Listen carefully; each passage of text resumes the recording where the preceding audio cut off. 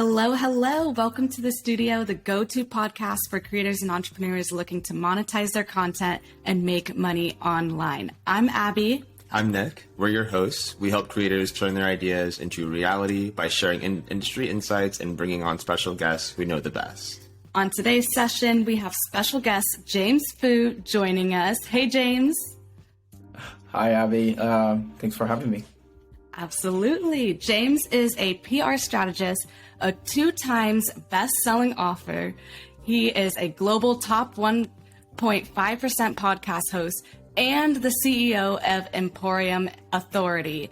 He's here to give us some tips on how we as creators can benefit from gaining PR and getting published in major media outlets. So tell us a little bit about you and how you got started. Thanks for having me again. And I want to say that it's Imperium. I know that it's a mouthful. That's why I go by Foo and I try to have all my branding on my name because it's a lot easier. Imperium, just on that note, Imperium, that name came because of when I was in college, I wanted to be part of a fraternity, a community, something that was like bigger than myself, right? Like I had that brotherhood and I want to have that. So I just didn't want to go through the hazing and stuff. I thought that was stupid. So I decided that I wanted to create my own fraternity, but in reality, it was just for females and guys. Like it didn't matter what your sex is or what your gender is.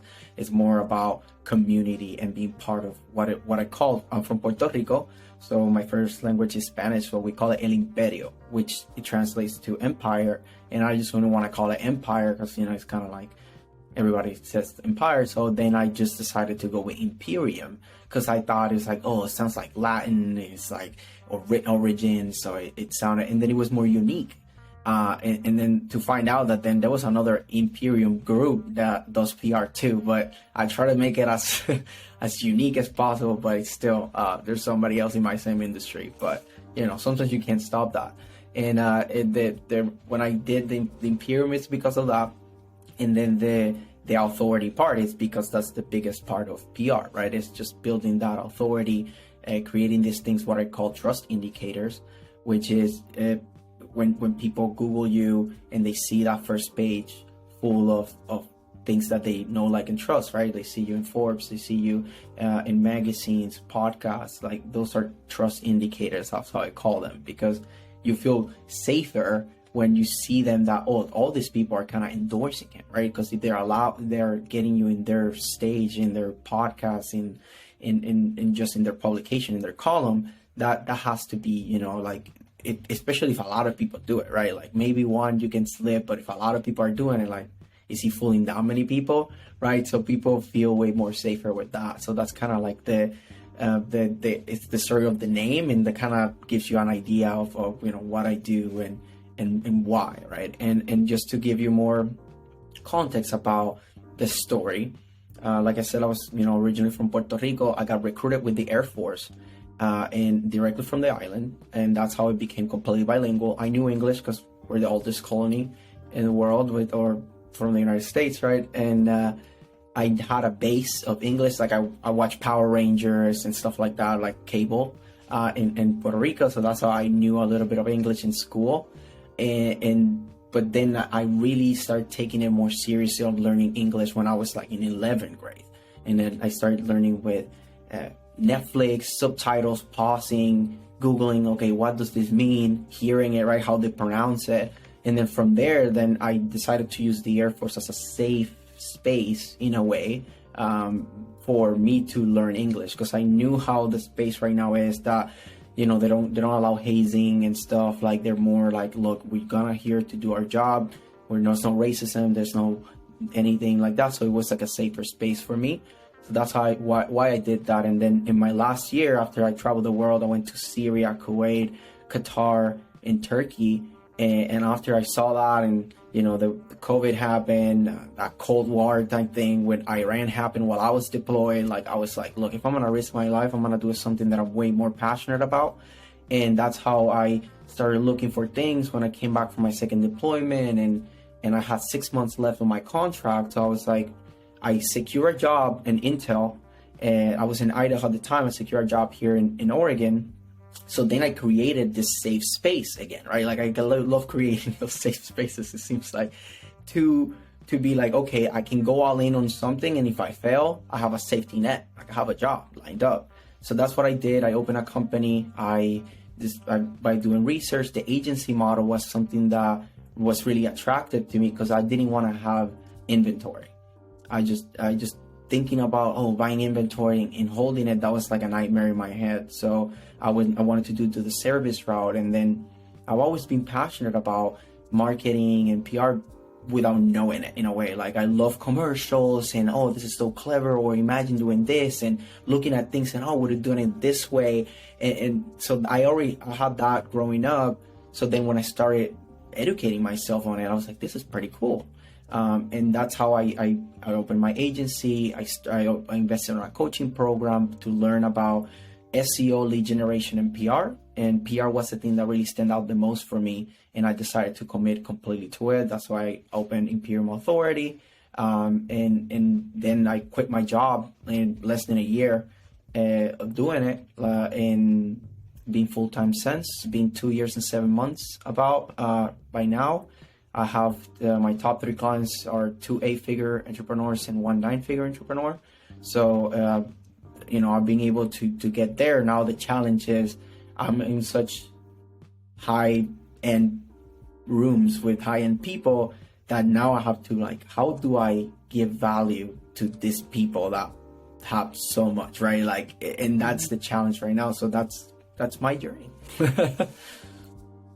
Very cool. Very cool. Thanks for taking a moment to share that and unpack it from just where you started and how you've created what you've done today. It's actually quite impressive, just for anybody, but, definitely accolades to you for doing it and being in your 20s too. Definitely somebody who's got a bright future ahead of them for what they've built. A good example for sure. Can you take a moment and explain to our audience just how important PR and being publicized for your brand, how important that is around you, since you've talking about the figures and the clientele that you have now, but how can somebody from where they're at right now in the beginning or just growing stages of their business, how important is PR for their brand? So PR is something that it's extremely important because of what I said about the trust indicators. If people don't trust you, you can tell them that you have the cure of cancer and they have cancer and they won't take it because they don't trust it, right? So that is why PR is so important, because it gives people that sense of trust. And you can be the best at your job, but if you don't even get the chance to do your job, then people will never know that you're the best because you are not even given the chance. And that's why it's so important to care about PR. And there's so much, right? PR is just like I like saying that it's a monster with many heads, and there's so many ways to go about it. So there's PR for every business at every level. There's, for example, something as simple as podcasts. Right now, there's so many people just starting out in podcasts that you can always go in there and be like, just talk about very specific thing. Like you might not be the expert that knows everything, but if you know about something as simple as, I know how to do press releases, right? Like, okay, I'm in PR, I know how to do press releases, I don't know how to do much else, but I can talk about press releases, right? So sometimes it's just, something and then just use that, and then go into podcasts and being able to. There's certain magazines that you can get for free, like a lot of places, right? But starting out, that's what I meant. So that's why it's so important. Like it's just so there's other people talking about you, right? Reviews are great and everything, but when people see a review from somebody that I don't even know, it's like, for all I know, that could be their sister or something, right? But when they see you in a publication that, even if they don't know the publication, it is a publication, and they realize, damn, a publication, a podcast, so there has to be something good about them. So that's my take on that. Yeah, that's definitely interesting, because it is true, like, especially with the amount of people who are coaches, who are business owners now, you can't really tell who is credible unless you do that research. And a lot of people are starting to do that research because they're realizing there's so many options. And when they do that research, what are they going to find? Are they going to find just you and then there's nothing else talking about you, or you with a whole bunch of articles followed right next to your name, and you go into the Google images and it's all those images from those blogs or those publications that you've been posted from. So I can see how that's extremely important. Have you seen a correlation in your clients from when they get published? Is their profitability increasing too? Definitely. And it's tough to track our direct ROI a lot of times, but something that is easy to see is you get an increase on referrals. That's always the thing, because you get published, you post that on social media, there's a lot of people that are gonna see you as like, oh my God, like this, he's doing something right. So now when they are talking with somebody and they're talking about something related to your services or a problem that you solve, now you're the first one that comes to mind, because they remember the fact that they saw you in a publication. And this goes to there's a piece of content that I put out recently saying like most people won't remember the way that like the words that you tell them, but they will remember the way you make them feel. So when you do PR, people get impressed, right? And that emotion of like, oh my God, like look at this person in Authority magazine, in Forbes, or whatever the case may be, that feeling makes you memorable.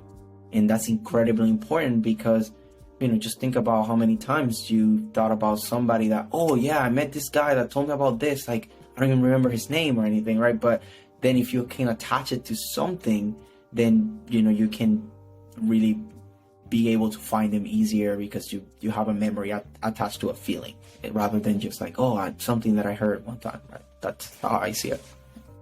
Right. That makes sense. Yeah, we've learned some early on in our journey that it's definitely important to think about how you're, working with people, not necessarily in the sense of what you're saying, but in emotionally how you're making them feel, because there is that connection being built with that trust. And it can definitely be complicated to do through social media. But as people begin to see you through repetition and begin to be, as we discussed, being publicized on these platforms and these networks, people have that credibility for those brands already. And so definitely 100% agree with you. And I just know how big that can be, because even no matter where you're at, as soon as something happens, little to small, or little to big, I should say, there's something that comes out of it. People, they recognize it, and it just adds to the growth, and it just continues to create that snowball effect. It almost becomes out of hand. What are the different types of PR pieces that you can actually put out there? What are the different types? So there's right, like there's all kinds of types. So there's like the mainstream media side of things, right? When you go radio, TV. And that's the traditional. You can go print, right? And now there's the bigger wave right now, which is everything digital, right? Now even the traditional is going digital, right? Like you can go on TV and go live, but now you can find then the link most times in their website, because they know that they get more views on those because it's on demand. Like people can go and find them. The people that get featured on them, they can share it if it's a very controversial topic or something relevant to the trending topics. Then even if there's nobody featured, right, like people will share it just like, oh, look what they say in the news, and they give their opinion. So that there is like kind of like, I like calling like the old school new school, but not old school is just becoming new school too, right? And then the one thing that it's popping a lot right now is podcasts, right, like this, and now podcasts are getting to a new level. That is a trend that I am seeing now for 2023, and other content creators that I learned from, is that we're used to in social media to this one-to-many, and now the many-to-many content. I don't know if you've seen people doing panels now a lot, right? Yeah. So many to many could be, it's us three, right? But now they're doing panels, right? Oh, they put Andrew Tate with an Instagram model and like some other person, and then suddenly they can push all the buttons, right? They can like get reaction from all kinds of people, and that's what you want to do in marketing, like anybody that has a relevant brand or relevant, I would say big brand, national recognized,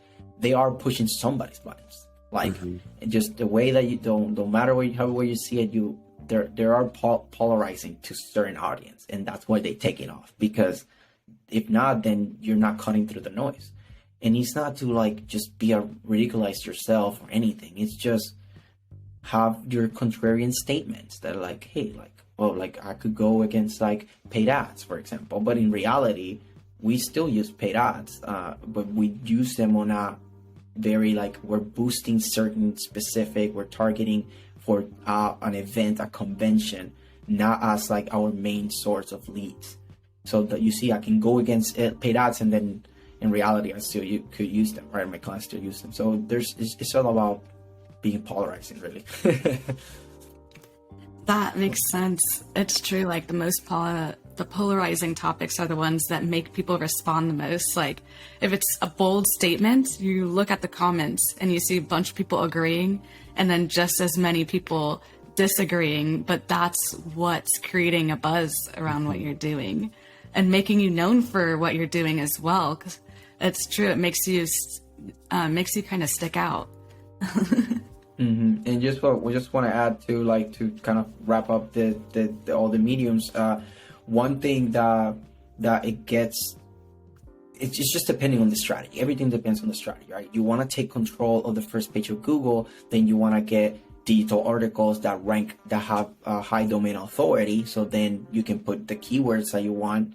It helps if you have a unique name or a unique business name, and then you can use things like press releases. And press releases are something, every business is allowed to pay a newswire to distribute this. And then often the one that I use is Newsfile, and they pick up Bloomberg, Business Insider, Yahoo, Benzinga, MarketWatch, and a bunch of other like affiliates of other publications. And those things, there's like, yes, it's not like a feature, like, oh, like this columnist feature you, but then being able to announce, because that's the requirement, you got to make an announcement through a newswire, and then being associated with those logos, then you can put as seen on in these places, and with graphic design to combine. That's why I combine the branding, the graphic design with the content and the publicity strategies, right? Like all that, because if you just rely on, oh, I'm just going to go to one podcast, or I'm just going to go and get one magazine, or those things won't work. Right, so that's why when there is so much, and then the more things that you can get on in front of their ideal audience, that's the better, right? And then you can do, even blogs. The right blog can get you like a lot of your ideal people.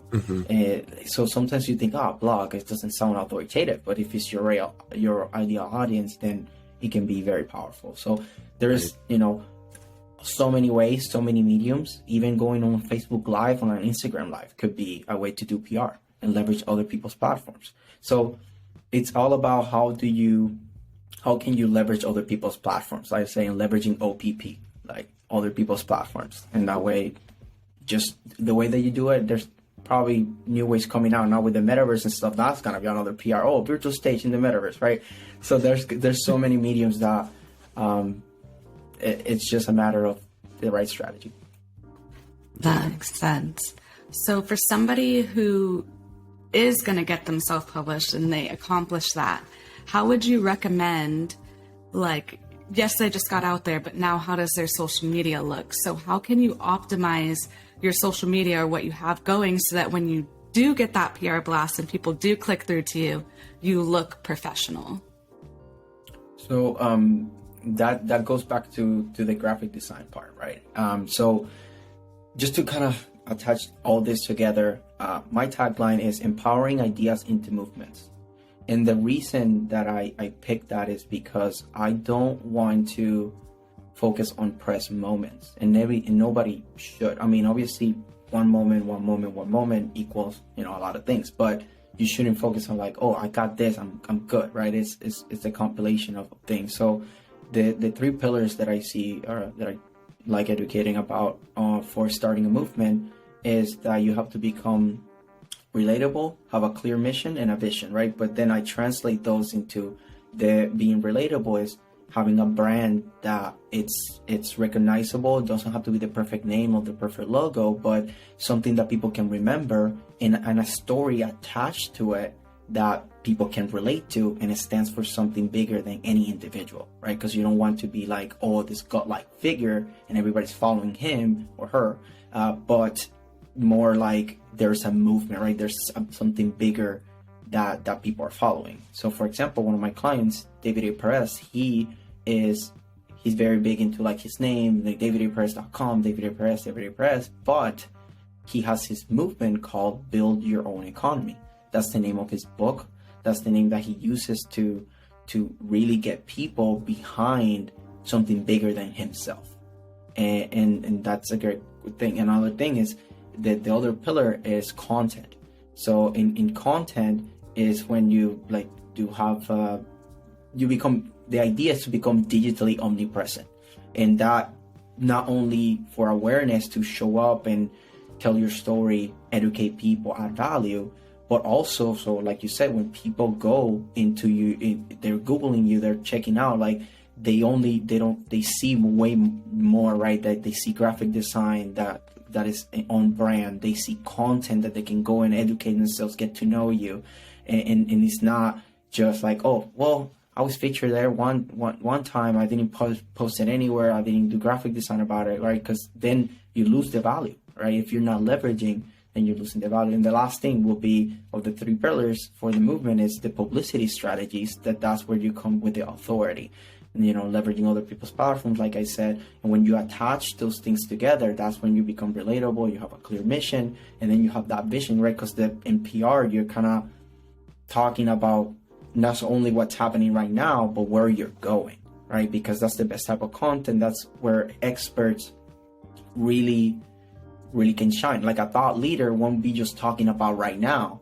They can talk about right now, but also it's like, where do I see things going, right? Because if there's anybody equipped to talk about the futures, it's thought leaders that are really the experts, the top experts on that field. So hopefully I help. No, 100% agree with you. Definitely. I want to know when it comes to hiring people for PR, if you're in a position where you can, what can you do now to be prepared for when that time does come? It's to start working on the foundation, which is, basically what I said is like, even if you don't have a lot of money to spend on graphic design, at least be clear on like, okay, how do I want this to look? How, what's the message that I'm trying to get across? What's my movement, right? Because when you have this vision, right, like that you can think about like, this is my movement, this is what I'm going to be pushing, and obviously you can adjust along the way, but at least just have that North Star type stuff, right? Like this is where I want to go, and then reverse engineer from that, right? Like this is the big vision, and now how does my branding should look, and start strategizing. And you can literally just on a computer, pen and paper or whatever, start putting your ideas, right? And attach them to these things that I just said, right? Because if you really want to have like real impact, like impact millions, and have something that will be, to have a legacy, something big, you need a movement. Like it's just no way around it. And that's why when you think about that and you then reverse engineer from that, then you don't have money, then add value to people. Start putting all your ideas, so then you can go to people, you can go to an investor or whatever, right? Like, because you already have everything in place. So set up the strategy. The strategy is free, and if you need help with strategy, add value to people. Hey, like, I'll help you with your social media for free. Just help me with the strategy because I can't figure this out or something, right? So I would say, if you're not ready, work on strategy and build very strong relationships with people. Look for people you can have value, so you can have the things that they might have that you don't, and then collaborate and be able to succeed. Right. I love that you said that, because it really does come with getting clear about who you are and who your brand is. And that's what's going to make you pick up traction in the first place. So what we always go to, like our strategy is DARE. So you start with clearly defining your brand. Then you figure out how exactly you're going to engage with your audience and the community that you have now. And then that's when you start going out and starting to gain that recognition, networking, figuring out other industry leaders, and how you're saying, ask other people for help and swap those services. And then that's what's going to lead you to that last stage, which is getting exposure and becoming that thought leader and being that person. So it's really interesting how you're very strong in teaching in that exposure part. And we have a lot to learn from you. So it's awesome that, you know, you can start with just being clear in who you are, being passionate about what you're doing, and then you're going to start gaining traction. And then eventually you're going to be in a place to where that PR is going to be set up perfect for you. You already have content backing who you are, what you're doing. And now it's just about getting lined up with these major publishers so you can build those trust markers like what you're saying. So that's awesome. What is some examples of like PR, I guess you would say headlines? How would you get yourself out there? Like, I know one thing you said is, if you're very confident in a topic, then just talk about that topic. What's another thing that you can spin so that it's a little interesting and switching things up? That goes back to the point of like being polarizing, right? If editors, contributors, journalists, freelancers, whoever is doing your PR or the PR piece that you want to get, and even if it's yourself having your own column, you don't want to just like sound like, oh, this is just information that is just commonly known. Especially now with like ChatGPT, right? Like just being able to just get information in seconds, like way better than Google. That before it's like, oh, like all these articles and find. Like now it's like literally give me this information. They look for you, right? That AI looks for you and gets you the answer. So you don't want to talk about something that you can just put a prompt on ChatGPT and that's it, right? You want to say something that people are not talking about, or maybe, you know, it's not to be like, oh, I got this unique content, like super. It's just a unique twist. Mm-hmm. You know, it's just something that you're seeing that people are often doing wrong because of, and then you go into like, look, based on my experience and this and blah, blah, blah. You see, like, and those are the things that really will get you PR, right? If you want to get in PR, you need to have something that is unique. Like, even if it's just something small, but something you just in you know, as clickbaity as you can make it, right? Like, you gotta make it very enticing that it's like, I can't go to sleep without opening this link because this title is just too enticing, right? So that is what you're looking for, because that's what the media wants, because they want clicks, they want people to read, they want people to consume the ads when you go to their stuff, right? So make it interesting, and don't, you know, be too hard on yourself. People like raw and stuff, but just be entertaining too. Like the media wants that too. So that's why I'm very big in edutainment, right? Education, but with entertainment. And I try to make it here, right? Like I'm trying to make it high energy and, you know, laugh a little bit and stuff. So it's not just like plain, just information, right? That's all. Yeah, definitely. I can see how growing into that and being able to like challenge people's ideas on what they've been taught and coming with your own like you said, experience, the knowledge that you come with, and challenging the thinking that people are saying, no, this is the right way to do it, because there is more than one way to do something. Mm-hmm. And when you bring something that people necessarily haven't really been supportive of, or maybe have just kind of overlooked, and you show results through that, it almost puts you out in front. It's like, how did you do that? and it creates a clamoring around you that can create that more excitement, that more energy that then just passes you along, and people are wanting to share what you're doing because it's working for you, and maybe because you're giving out that free education, which I think is highly valuable to do, whether you have a course or a podcast where you're monetizing your information that you're sharing. Giving out free information is what's going to give people that trust when it comes to giving your brand and your business more credibility. And so I definitely think what you're sharing is 100% like that's what we're even we love to talk about. There are things that we challenge, that we believe that people say that just aren't right in our opinion, because we are a different generation, a different age group from what has been taught, even 5 or 10 years ahead of us. Things just progress so quickly within 5-10 years. I mean, you can't really take the information that's past that, applying what's working now. Like, we just literally went from the information age with education, and now it's like we have to be entertaining. Otherwise, it's like you said, we get plain and boring. It just evolves that quickly. Is there any advice, like what's the one piece of advice that you would give to a creative entrepreneur considering PR for themselves? I would say, so you say PR for themselves to like get PR for whatever they're doing, right? Yeah. Right. I mean, Yep. Yeah. Getting published. So you get published is to learn. Basically, this is good for every aspect, not just PR. The main thing is to master sales, and not necessarily being able to just sell your product or your service, but being able to sell yourself. Because you could be great, but if you can't sell yourself, people won't take you, right? And that applies to, getting a client, getting a partner, even hiring or getting hired by somebody, or getting in the media, right?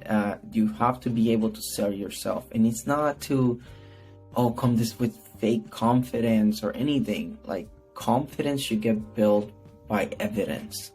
So be good, be great. And when you have evidence, then you there's no debating it, right? Like, there's not me saying that I'm so great, or it's just like, look, the reason that I consider myself an expert is because this, and this. I know this, I've done this, my clients have done that, etc. So that's what I would say, is to first just create that evidence too, right? Just create that evidence and being able to sell yourself, and be very creative on when you're going to pitch yourself, right? So I guess that's part of sales too, right? Like, just kind of it, because in the sales entertainment, that's another part too, right? Like, in sales, sometimes you can include entertainment too. Like, it's sales is just such a monster, right? So that's why I say prioritize sales, and not being stealthy, but being able to show your value and show it in a very short